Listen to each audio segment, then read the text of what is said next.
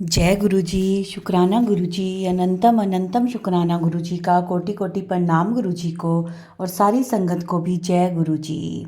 संगत जी, आज का सत्संग है जो बहुत ही प्यारा, बहुत ब्लेस सत्संग है कि कैसे गुरुजी ने आंटी की झोलियां खुशियों से भर दी। मैं गुरुजी से अरदास करती हूँ, जो भी ये सत्संग सुन रहा है, शेयर कर रहा है, सबकी झोलियां गुरुजी खुशियों से भर दें। चलिए संगत जी, सत्संग शुरू करते हैं। छोटा सा प्यारा सा सत्संग है, पूरा सुनिएगा। ओम नमः शिवाय। शिवजी सदा सहाय। ओम नमः शिवाय। गुरुजी सदा सहाय। जय गुरुजी। जय गुरुजी। शुक्राना गुरुजी। अनंतम अनंतम शुक्राना गुरुजी। मैं अपना दूसरा सत्संग शुरू करने से पहले गुरु जी का मंत्र जाप करना चाहती हूँ। ओम नमः शिवाय। शिवजी सदा सहाय। ओम नमः शिवाय। गुरुजी सदा सहाय। गुरुजी, जो भी गलती हो अपने इस नादान बच्चे को क्षमा करना। संगत जी, आप भी क्षमा करना। मुझे कुछ भी नहीं पता सत्संग कैसे करते हैं, लेकिन मैं सुनती हूँ सत्संग और गुरुजी मुझे बार बार मैसेज करते हैं कि पुत्र तू शुक्राना कर। मैं पहले समझ नहीं पाती थी शुक्राना क्या होता है। मैं जय गुरुजी, शुक्राना गुरुजी, बस यही करती थी। लेकिन जब मुझे पता चला शुक्राना क्या होता है, शुक्राना सत्संग होता है, तो मैंने सोचा मैं कैसे करूं शुक्राना सत्संग। मेरी समझ में नहीं आ रहा था। मैं बहुत परेशान हुई कि मैं कैसे शुक्राना सत्संग करूं। पर गुरुजी ने मुझे सत्संग में बताया कि शुक्राना सत्संग कैसे करते हैं। तो मैं कुछ कारणवश नहीं कर पा रही थी, लेकिन अब मैंने शुक्राना सत्संग किया है। मेरे दूसरा सत्संग है। जब पहली बार गुरुजी मेरे घर आए, जिस रात, उसी रात गुरुजी मेरे सपने में आए और मैं और मेरे अंकल जी दोनों कहीं बाहर घूमने गए थे और आते वक्त काफ़ी देर हो गई थी और हम लोग खाना खाए एक होटल में। और खाना खा के जब मेरे अंकल जी हाथ धोने गए अंदर, तो हाथ धो के जब आ रहे थे तो वहाँ बीच में ऊंचाई पे गुरु जी की स्थापना हुई थी। वहाँ गुरु जी की मूर्ति थी, गुरु जी बैठे हुए थे। तो आते वक्त उन्होंने बोला मुझसे, मैं तो बाहर ही खड़ी थी, उन्होंने बोला देखो गुरु जी यहाँ पे भी हैं। मैंने देखा, मैंने कहा अरे हाँ, ये भी गुरुजी की संगत ही होगी। और उन्होंने गुरुजी को प्रणाम किया, पैर छुए।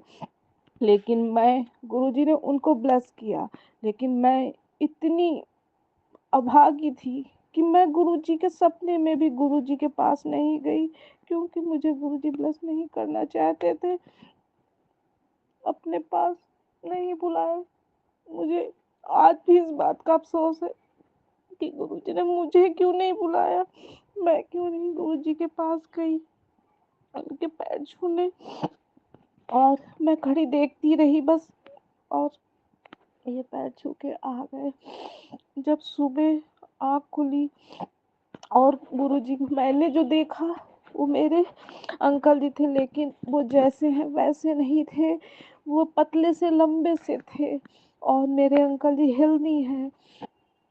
मैंने सुबह जब उठी मैंने देखा, मैंने कहा मैंने तो, अंकल जी ऐसे नहीं है, फिर मुझे कौन दिखा।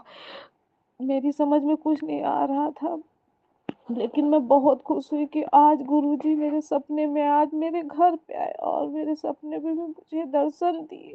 लेकिन अफसोस सिर्फ इस बात का था कि मैं उनके चरण स्पर्श नहीं कर पाई।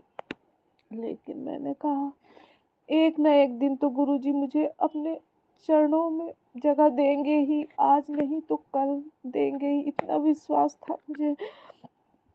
मैंने गुरुजी का जब सत्संग सुना तो मुझे पता चला गुरुजी साक्षात शिव के अवतार हैं। और मैं बचपन से ही शिव जी की बहुत बड़ी भक्त थी। मैं बचपन से ही बहुत पूजा पाठ करती थी और भोले बाबा को जल चढ़ाती थी। मेरे घर में सब शिव जी को मानते हैं और हम मेरे दरवाजे गाँव में दरवाजे पर शिव जी का मंदिर है। मैं जब भी गाँव जाती थी तो शंकर भगवान को जल चढ़ाती थी। मुझे बहुत अच्छा लगता था। मेरे बचपन से इच्छा थी कि मुझे ये सारी दुनिया छोड़ दूँ मैं, और मैं को भगवान एक मंदिर में बुला ले और मैं वहाँ सेवा करूँ और मैं उनकी पूजा करूँ। बस कोई इच्छा नहीं थी, सिर्फ अपने प्रभु के प्रति समर्पण की भावना थी। जैसे मीरा जी राधा कृष्ण जी के लिए थी, बचपन से ही लगन थी। ऐसी लागी लगन, मीरा हो गई मगन। वो तो गली गली हरि गुण गाने लगी। मेरी भी इच्छा थी मैं अपने भोले की इतनी हो जाऊं दीवानी ना, कुछ भी याद ना रहे, सिर्फ उनके सिवा, सिर्फ उनकी पूजा उनकी भक्ति में लीन रहूं। लेकिन घर परिवार में रह के ऐसे कर ही नहीं पा रही थी मैं। मुझे और लगा कि मुझे जो बचपन से चाहत थी आज वो प्रभु मुझे मिल रहे हैं। मैं सोचती थी, किताबों में पढ़ती थी कि लोग कितनी तपस्या के बाद भगवान उन्हें दर्शन देते थे। मैंने सोचा, छोटी थी, कि मैं तो इतनी तपस्या कर ही नहीं पाऊंगी, तो मुझे मेरे भगवान कैसे मिलेंगे। लालसा बचपन से थी प्रभु पाने की। लेकिन जब मैंने ये सुना कि साक्षात शिव के अवतार हैं, मेरे मन में और लालसा बढ़ी इनसे मिलने की, कि मेरे प्रभु बिना कुछ प्रयास किए मुझे मिल रहे हैं, तो मैं फिर भी उनसे इतनी दूर हूँ, मैं उनके पास नहीं जा पा रही हूँ। मैंने सोचा मैं बड़े मंदिर कैसे प्रभु मुझे बुलाओ, जब तक उनका आदेश नहीं होगा तब तक हम कहीं भी नहीं जा सकते। यहाँ तक हम एक पलक भी नहीं झपका सकते, एक सांस भी नहीं ले सकते जब तक उनका आदेश नहीं होगा। जब उनका आदेश होगा तभी हम जा पाएंगे। मैं गुरुजी से बोलने लगी, प्रभु मुझे कब अपने दर्शन कराओगे। एक बार मुझे मैसेज आया, बेटा तू चिंता मत कर, मैं तुझे जल्दी ही बड़े मंदिर बुलाऊंगा। मुझे बहुत खुशी हुई। मैं उस दिन बहुत खुश हुई कि मेरे प्रभु मुझे जल्दी ही बड़े मंदिर बुलाएंगे और मैं जल्दी ही उनका दर्शन करूंगी। तब तक मुझे नहीं पता था कि गुरुजी ने चोला छोड़ रखा है। ये चीज तो मुझे बाद में पता चली, जब मैं सत्संग देखती रही सुनती रही तब पता चला कि गुरुजी ने चोला छोड़ दिया है। मैं फिर भी गुरुजी से वो शिवलिंग मैंने जब देखा तो मैंने कहा मेरे प्रभु मुझे मिल गए हैं, अब मुझे उनके दीदार करने हैं।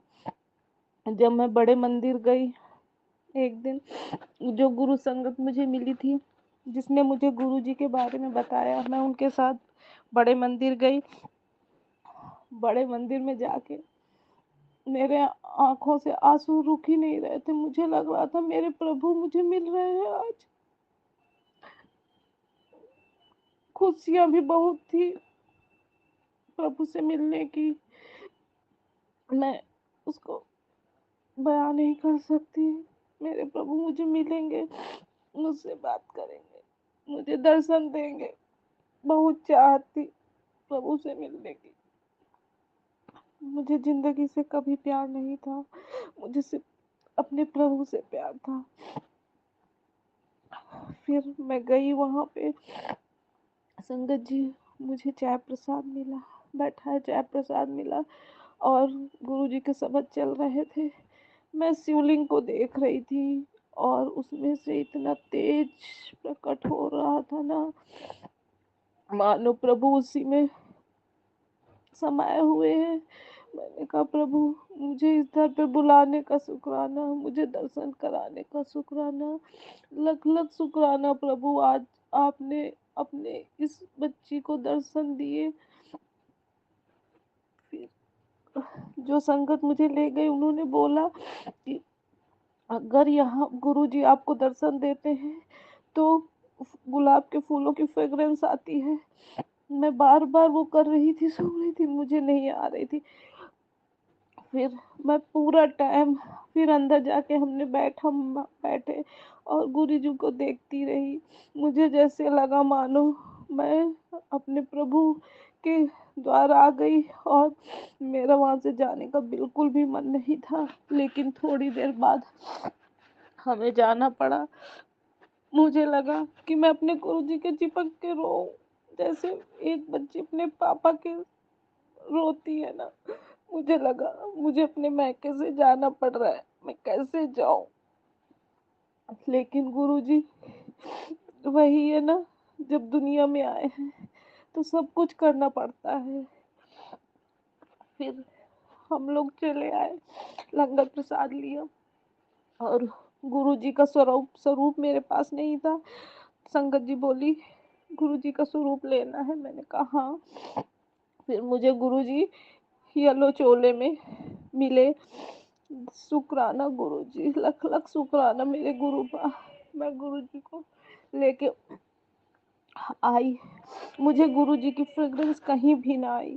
फिर उसके बाद मैंने सोचा मुझे तो गुरुजी ने दर्शन ही नहीं दिए। मन में एक बहुत अफसोस था। लेकिन दूसरा दिन बीता, तीसरे दिन मैंने मेरे घर में मैं वर्किंग हूँ, जैसे ही घर आई मैंने गेट खोला, मुझे गुरुजी की फ्रेग्रेंस आई। उसके बाद से मुझे 1 हफ्ते तक मैं जब भी आती फ्रिज खोलती, मुझे गुरुजी की फ्रेग्रेंस हर पर गुरुजी मेरे घर में मौजूदगी का एहसास दिलाते रहते मुझे। और मेरी बेटी वो भी, उसको भी गुरुजी ने दर्शन दिए और गुरुजी की फ्रेग्रेंस आई। बोली मम्मी गुरु ये गुलाब के फूलों की महक कहाँ से आ रही है? मैंने कहा बिट्टू ये तो गुरुजी है, गुरुजी दर्शन दे रहे हैं, गुरुजी साक्षात हमारे घर में आए हैं। यही तो मैं भी सोच रही थी। 1 हफ्ते लगातार हम दोनों को गुरुजी की मौजूदगी का एहसास होता रहा। गुरुजी ने हमें दर्शन दिए। अब मैं अपना शुक्राना सत्संग यहीं पे विराम देती हूँ। संगत जी जो भी गलती हुई हो क्षमा करना, गुरुजी जो भी गलती हो क्षमा, अपनी इस नादान बालक को क्षमा करना। जय गुरुजी, शुक्राना गुरुजी, अनंतम अनंतम शुक्राना गुरुपा, लव यू गुरुपा। ओम नमः शिवाय, शिव जी सदा सहाय। ओम नमः शिवाय, गुरु जी सदा सहाय। जय गुरु जी, शुक्राना गुरु जी। संगत जी बहुत ही प्यारा ब्लेस सत्संग थे आज के। संगत जी वीडियो को, सत्संग को लाइक किया करें, शेयर किया करें और कमेंट में जय गुरु जी ज़रूर लिखें। और जो भी अपना सत्संग शेयर करना चाहता है वो हमारे व्हाट्सएप नंबर पर अपना सत्संग ऑडियो मैसेज रिकॉर्ड करके या फिर लिख कर हमें भेज सकते हैं, जिसे हम सारे गुरु परिवार के साथ शेयर करेंगे। ओम नमः शिवाय, शिवजी सदा सहाय। ओम नमः शिवाय, गुरुजी सदा सहाय।